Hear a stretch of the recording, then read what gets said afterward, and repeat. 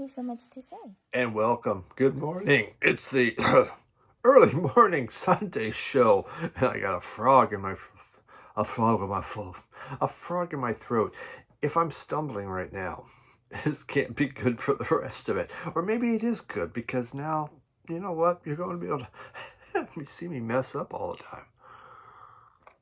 Well,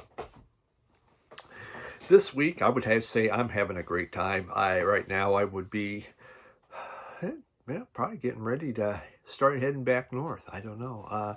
Been down in North Carolina, but right now you can tell I'm not in North Carolina. So one thing for me is we will always have a Sunday morning show. Sometimes you just have to record it a little bit early. I will say I did get out golfing on Father's Day, and I hope everyone had a great Father's Day. I painted the basement. I weeded the garden. I did finally go golfing. Watch some golf, but went golfing for the second time. First time I went golfing, it was like, man, I'm just hitting these shots. They're going long. I'm chipping. They're going up. They're popping down by the hole. I'm going, I got it. I can now play golf. I get this. And when I ended, I felt like a golfing god. Where's my PGA card? Now, I mean, I still sucked at times, but there were some great shots. So we go out the second time, and chest kind of puffed out, all right, here we go. And all I could tell you is I just was staring at that ball and go, what the frickin' thing's wrong with you, ball? What the hell? Why aren't you moving? Why are you not going in the air? It was, first time I didn't lose a single ball. This time, I don't know where the hell they were going. Wow. That's the way golf is. One time you think you're the best golfer in the world. The next time you go out, you obviously are not the best golfer. And you just suck. So, hey, oh well, that's the way it is. Happy Father's Day. Yay. Okay. I had a couple midweeks, I think, this week I did. When you're recording before you do stuff, you can go, well, I think I did this week. But there's one on Robert Z's The Lottery contest where if you enter and you win, you're going to get a record from all the different sponsors. And I'm not sure if he quite has 26 yet, with someone from every letter. So it's a really neat contest. Those that won get mail coming in like crazy as people send them something. So if you're interested to entering, please do take a look at my video. I should have the information on there for you when you go into the description on what the contest is about. It is 10 questions, and a lot of people are doing one question at a time because it gets into detail. I can't do that many videos. I could, but I just don't want to put my face out there that much or have me yakking, because you know what, you'll lose interest. So but I did that, and then of course one we're bringing stuff back into my collection, so check those out. Also on my podcast, last Sunday on Father's Day, we had an interesting discussion on inner sleeves. That's two guys talking about records on Spotify, iHeart, and Podbean, along with Radio Wasteland's YouTube channel. You can find it there. But it was a very interesting conversation on some other issues, multi-gating, with inner sleeves and some other stuff. So check it out. But let's get into some great music here. And I have some brand new music, and we got some ancient music. Speaking of ancient, I really need to start showing classical again. We'll get to that. All right, but I'm going to begin with, it's a group called That. Okay, it's actually called Facts. And it comes on, look, it matches the album cover, and I think that's it. There's nothing else really in here. And on here, this is one of these albums. Now they do have side A, side B. You just have to look for it, but it's on there. Okay, so Facts. Dave, the VC ambassador, who I've been hanging out with this week, he showed this, and he said his favorite album. It'd probably be his favorite album of the year. That's a big deal when Dave says that. I've seen some other people show this album have really said great things about it. But then Dave says you need to have it in your collection. I could tell he was subliminally looking at me and saying I needed to buy this. So as usual with Dave, I went out and I bought it. Not sure if I was going to like it or not, but hey, he says it's great. Well, okay, let's go blow some money, man. And this is what I want to tell you. It's great. I really liked it. Fax is a it's a Chicago experimental indie rock band, and they formed in 2018, and this is their 5th album already. There are only 6 songs on this. So you think, is that an EP? But no, the songs, some of them are fairly long, so they go on for a while. And it is just a really, really cool album. Brian Case, he's the guitar player, and it's almost like he reimagined what shoegaze drones like, and so he kind of fixes stuff. The alarm clock's going off in my bedroom. My wife will put the alarm clock on for 5 a.m. It just goes, and she can sleep through it. I mean, it can go on for hours, and she'll never hear it. Let me go shut that off. Hold on. And we're back, and she getting up to go walk at 5 a.m. Sometimes you gotta get up early. I'm trying to, which way is that album? Yeah, okay, like that. There we go. Okay, so there is the female on here, Alilana Kalaba. She has these great fuzzed out guitars going on. This is just, there's like drone and fuzz. It's punk, experimental, kind of indie. Maybe best described as, it's the poetic noise of sonic youth when you think back to Daydream Nation and Evil. Kind of similar to that, but yet even more refined. I mean, the drums on here, they just keep pounding, and they're propulsive, and they push this forward in such a great way. They're not flashy. It just keeps things going. It is just, there's a song on here I really liked. What's it called? New Flag? Yeah, New Flag. It's actually the last one. It's like these soaring trumpet-like melodies that are happening, but behind it, there's backward guitars that are playing, and just this ferocious breakdown of an ending where it just winds up with just amp buzz happening. It was great, just absolutely great. You won't dance to this, but it's exciting music, and it has something to say. I really was impressed with this album, and great.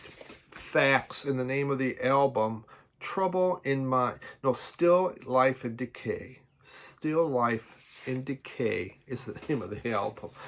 It's really big right there. You know, I'm reading it on the spine. Oh, what's the name of the album? Where this is even, I can see that. Jeez. Oh, God. All right.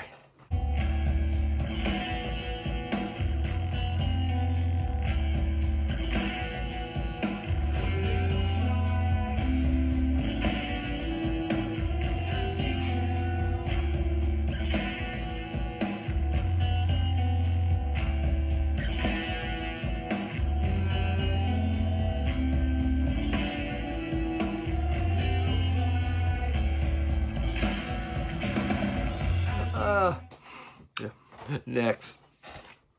Well, no. I want this one next. Oh, stop it. Oh, no, we'll do that one. Oh, screw it. White Zombie. White Zombie. Group formed in 85 to 98. They broke up in 98. Out of New York. Best described as alt metal, industrial, noise rock. That's probably... This is the music on vinyl release that came out. Nothing's fair for Geffen. And it does come with a... Got pictures of the band there. And Rob Zombie just had a way of... had such a fashion sense. Yeah. I could never... and we'll get into his fashion sense. And he does have a cane, so super. Okay, so this, it basically, the group started as a noise rock outfit, but they moved more into metal. And by the end, it was more kind of industrial. Really, when this album came, you can kind of think of Ministry. Like, he'd been listening to Ministry. He had been taking his fashion sense from Jorgensen, Al Jorgensen of Ministry. I swear to God, that's what it looks like. But this is the One White Zombie album that I really wanted to have.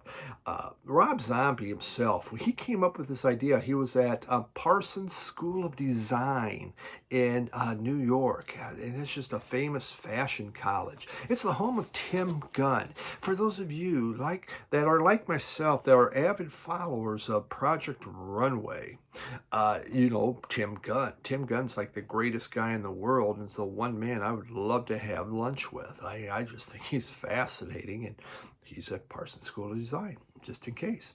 But he came up with this idea on this group, on what he wanted to do. He also brought in his girlfriend, which was Sean Youssef. And I might be saying that right, but you know what? That's life. But Sean Youssef. So she came in and played, and I believe she was she a bass? No, she might have been a keyboard player, but she learned bass to do this, and so there they are. And yeah, they've made 4 different albums. This one here, which is Astro-Creep 2000, came out in 1995, and again, it's their 4th album, but it had the wonderful, the great, the fantastic, More Human Than Human. I love that song. I just think it's one of the greatest songs. It has such a groove. The video's fantastic, but it's just the way it just starts with these guitars, and all of a sudden just the bass and just slams in. My God, that's good. Very, you could almost say it's kind of campy in itself, and it's filled with distorted vocals, drilling riffs, and again, it's very similar to Ministry, and just like his dress. But the problem with the issue here was him and her, they broke up. They broke up before this was recorded. And this record was actually, each of the members recorded it separately. It was the first album they didn't do as a group. So you could see the fractions were happening, things were kind of falling apart, and this became the end for them. But what a great album. I mean, I really like this stuff. Ministry had some, Ministry, well, it looks like Ministry. White Zombie had some other good stuff. The name White Zombie, actually, the very first zombie movie supposedly was in 1932, called White Zombie, which is where he took the name from. So, there we go.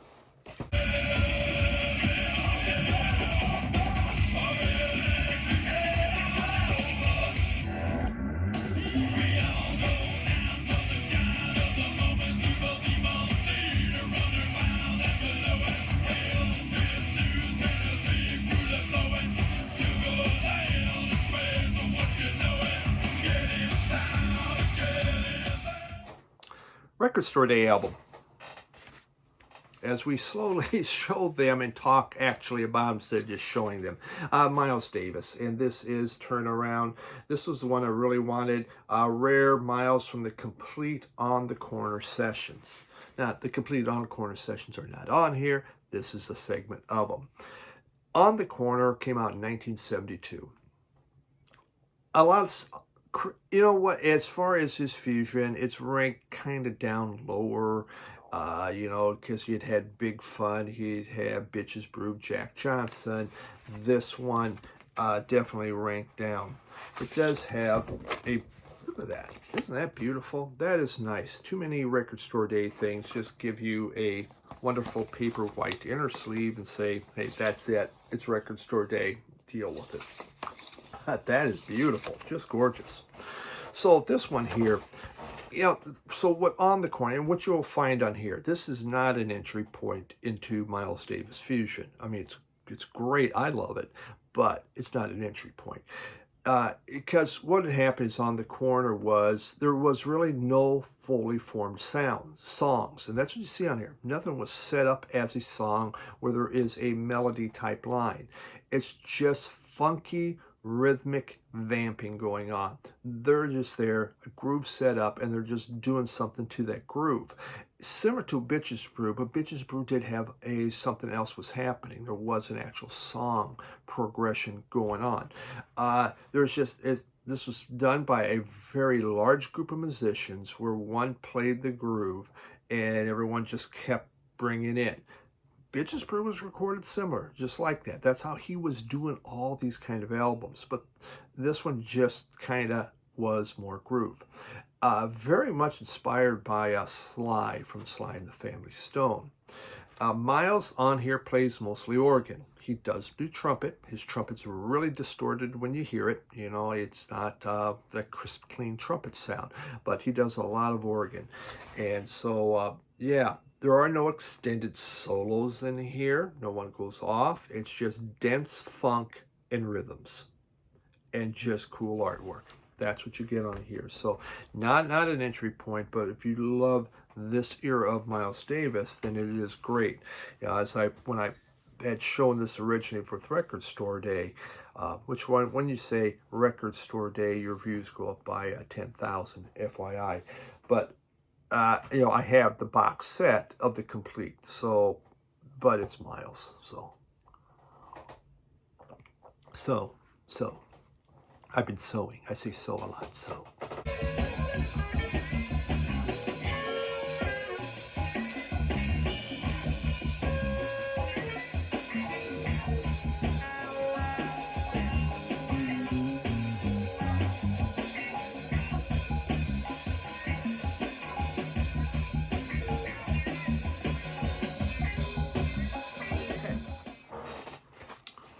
Jimmy Eat World had this on CD. I would say I loved the CD, but I can't say I did. I loved the song The Middle. I was obsessed with the song The Middle. It would be in my brain and I couldn't get it out. The Middle is an earworm song, but it has something to say. Great song. But Jimmy Eat World, they're from Arizona, formed in '83, and they are still out there. Alt rock, emo pop, I guess would be how you could describe them. Beautiful black vinyl, as my Sam would say, vinyl douche, luscious black vinyl.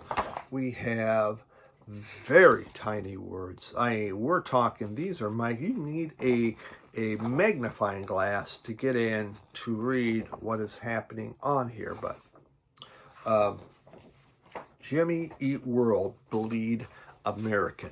So Jimmy Eat World, kind of a weird name, isn't it? You ever wondered about Jimmy Eat World? I mean, it doesn't even, it's not even like a sentence. But so what happened is the guitarist Tom Linton, he had two younger brothers, and they were always fighting all the time, and the older one was beating up on the younger one. So one day he goes and he finds this crayon drawing, and in the crayon drawing, it's a drawing of the older brother shoving the world into his mouth. There's like crap spilling out all over the place, and underneath he wrote Jimmy Eat World. That's where they came up with that. So there we go, sibling rivalry, and one being pissed off at the other one. But this one here, and we have a Bleed American. Bleed American is the name of the album. This is their fourth album. Their first three albums, they were on Capitol. Didn't do that well. Capitol dropped them. So now they don't have a record label, but they have some songs they want to do. They totally funded this by themselves. They had no help, no money, whatever. They used their own stuff, and they made this album. After they made this album, they went out and they found a record label. And who did? I can't even... United, maybe? I'm not sure who was. Geffen. So Geffen supported them. Put this out. So they did this album, and what they came up with is this filled with, it really does have compelling lyrics on here. They had something to say, and they did a great job with it. There's driving guitars, catchy melodies. It's kind of like rock, but it's performed almost like it's punk rock. You know, you have this angst, this push on there. It has alt rock smarts. Really good stuff. The middle itself is a great song. It's a pep talk about self-acceptance and fitting in. And it is just, you know, I do speeches and, you know, competitions, and I've been wanting to do one based upon the middle, because I think it does have something important to say, and it is just the most beautiful song. I just adore that song to this day. I think it's one of the greatest songs ever. It makes me feel good. So yeah, Bleed American, Jimmy Eat World. Yeah, I never had listened much to the rest of this album. I just had the CD, hit that song, hit that song, in the middle. But I have listened to this now, and I like the album. Is it a great album? It's not great. It's a very good album. Why would you say so? Won't you get your story through? If you don't know, honey, why'd you just say so? 'Cause I need this now more than I ever did. If you don't, well, honey, then you don't. If you don't, well, honey, then you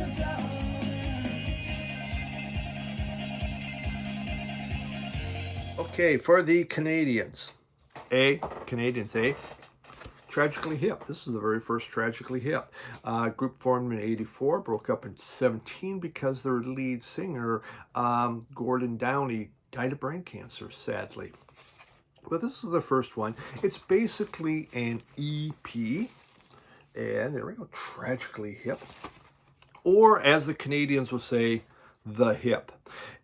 Which I think even Weezer was a big fan of this. Notice this is blue, like that Weezer album, and that Weezer had the song, the hip, hip, and they kept saying hip, hip. I think subconsciously you're talking about this album. So, Tragically Hip. Alt rock, there's some folk rock in there. They've done 13 albums. And again, this is the first one. This is the one they're trying to figure what they're doing. You know, there's some songs on here like, what is it called? Killing Time, just a hard rocking song, really cool stuff. Some of the songs, they have almost like a bar band type feel to it, maybe a little sloppy, but a whole lot of fun going on. There was I'm a werewolf baby. I mean, that's one of them. I'm a werewolf baby. Maybe not the best lyric writing in the world, but the song has a groove, and they also howl. So you got to get points for the howling happening. Highway Girl is a roots rocker, just fun stuff. You know, from a group that obviously is a Canadian institution. You know, they had one big album here, and you just never heard much, but up in Canada, they did great. So why they never took off, I don't know. I used to have their one album that had a hit, which I have zero, I can't remember, but saw this, picked it up. I don't understand what you got compromised. I don't